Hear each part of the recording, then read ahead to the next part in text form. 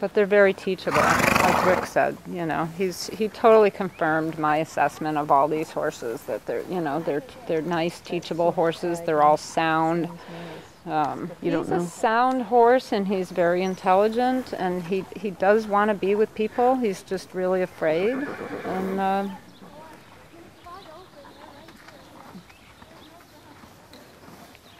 you know, partly I'm pretty like maxed out and overwhelmed, so like where I might be in kind of a negative state of mind about some of the horses, you know, just like that negative viewpoint of being like so overwhelmed with all of them. Right.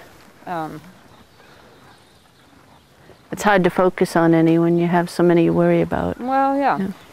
It's hard to focus on them. There's no, you know, they're lovely horses. Those horses, I mean, I love Arabians. I would love to have the time to work with these animals. I have 10 of my own horses.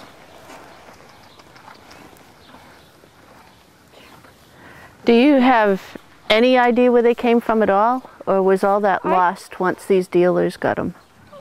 That was part of the problem with these dealers, that they were already breaking the law before we came in and bought horses. The Agency of Agriculture had their eye on them because they were breaking the law as far as record keeping and documentation of horses. So if they, I'm sure they know where these horses came from, but they're not saying.